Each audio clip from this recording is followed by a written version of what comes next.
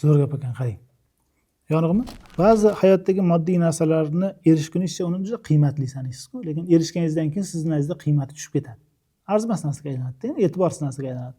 Buni sababi nima desa agar, chunki qiymat odatga qarshi turadi deyapti. Ya'ni odatga aylangan narsa qiymatli bo'lmaydi yoki aksincha aytadigan bo'lsak, qiymat nima desa odatda bo'lmaydigan narsalar qiymatli bo'ladi siz uchun. Ya'ni sizning qo'lingizda doim yo'q, siz doim undan bahramand bo'la olmaysiz, siz uchun qiymatli. Lekin undan bahramand bo'lish odatga aylandi. Siz undan foydalanishingiz odatga aylandi. Nima bo'ldi endi bu siz uchun? Qiymatini yo'qotdi. Endi oddiy narsaga aylandi endi. Shuncha aytayaptiki, chunki deyapti, qiymat odatga qarshi turadi. Kundalik ko'rilayotgan narsaning qiymati ko'zga ko'rinmaydi. Odam yo'qotgandan keyin uni haqiqiy qadrini anglaydi. Kundalik ko'rilgan narsa qiymatsiz, ora-sira yoki bo'lmasa yo'qotgan narsa qiymatli bo'ladi. Ba'zi odamlar hayotda bir narsaga intiladi. O'ylaydiki, shu narsaga erishsam, shu narsaga ega bo'lsam, men hayotda baxtli yashayman deb o'ylaydi. Ya'ni butun zavq va shavqning ichida yashayman deb o'ylaydi. Lekin qo'lga kiritgandan keyin nima bo'ladi? Haligi zavq muddatli bo'ladi, vaqtincha bo'ladi. Endi zavqni boshqa narsadan qidiradi. Shu boyagi narsa nima bilan bog'liq bo'lsa, chunki u hali intilayotgan payt o'ziniki emas edi. Unga ega emas edi. Lekin unga ega bo'lgandan keyin endi uni qadri tushdi. Nima uchun endi zavq shavq bermay qo'ydi insonga u? Nimaga lazzat bermay qo'ydi desa, agar o'zi aslida zavq va shavq bu moddiy narsalar bilan bog'liq bo'lishi mumkin. Hayajon bilan bog'liq bo'lishi mumkin. Qisqa muddatli zavq va shavq. Lekin davomli zavq va shavq bu ma'no bilan bog'liq deydi. Moddiyat bilan emas.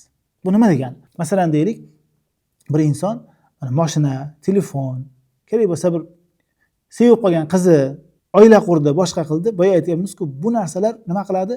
Boyagi darajadagi zavq va shavqni birpas vaqt o'tgandan keyin bermaydi. Agar sevgan qiziga faqat chiroyi uchun uylangan bo'lsa, mashinasiga faqat chiroyi uchun mingan bo'lsa, telefonni ham faqat oxirgi rusumligi uchun telefonni olgan bo'lsa, nima qilmaydi? U zavq va shavq ham o'shani totib ko'rgandan keyin bosiladi, tugaydi. Nega? Chunki ular bunga hayotda ma'no bermaydi. Hayotda ma'no beradigan narsa nima desa, hayotda ma'no beradigan narsa insonning ongida paydo bo'ladigan, ichida paydo bo'ladigan ba'zi savollarga javob. Men nima uchun yashayapman? Shu yoshda qayergacha boraman? Mendan keyin nima qoladi o'zi? Nima qilib yuribman men o'zi men? Qilayotgan ishim to'g'rimi yoki noto'g'rimi degan savollarga javob beradigan nima kerak?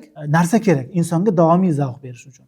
Men nima uchun yashayapman o'zi? Mana shu savolingizga javob olsangiz, mantiqiy javob bergan narsa siz uchun bir ma'no berayotgan bo'ladi. O'shani orqasidan inson zavq va shavq oladi. Hayotda shu uchun yashaydi ya'ni. Shu uchun yashaydi. Xo'p, unaqa narsalar bormi? Bor. Birinchisi iymon. Insonni nima uchun yashayotganiga javob topib beradi. Qanday yashashi uchun javob topib beradi. Hayotda uni to'g'ri yo to'g'ri nima qilib turadi? Yo'naltirib turadi. Birinchisi bu. O'shaning uchun iymon insonga doim zavq va shavq beradi. Doim u maqsadini eslatib turadi. To'g'ri-noto'g'rilikni eslatib turadi. Harakatlar bekor ketmayotganini eslatib turadi. Bu narsalar bekor ketmasligini eslatib turadi. Ikkinchisi deydi, insonga zavq va shavq beradigan, davomiy zavq va shavq beradigan narsa dunyodagi narsalardan bu oilasi deydi. Oilalar, yaqinlar. Nima uchun? Boyagi narsada bu dunyodan bo'lmagan narsaga, ya'ni ruhaniyat bilan ko'proq taalluqli bo'lgan narsaga javob beradigan narsa bu iymon. Endi jismingizga, aqlingizga javob beradigan narsa nima? Bu dunyodagi sizga bir halovat berayotgan, sizni bir ma'noda qadrlayotgan, sizni mehnatlaringizni baholab turgan, e'tirof qilib turgan bir muhit. Bu oila. Bu ham bo'lishi kerak. O'shanda ma'no bo'ladi. Ya'ni siz kelasiz uyga, bilasiz. Sizga suyanib turgan, shu bilan birga siz ham suyanib turgan bir oila bor.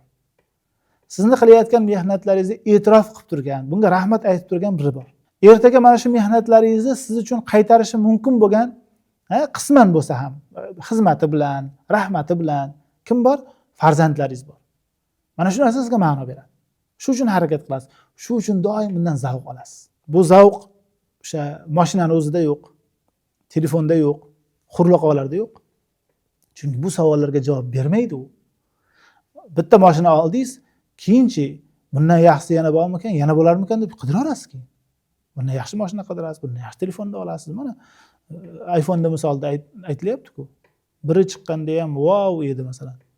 Hozir 2 chiqdi orqasidan. Wow, hozir 17 mi? 17ga qarab keldi. 16 allaqachon puf sassiq bo'ldi.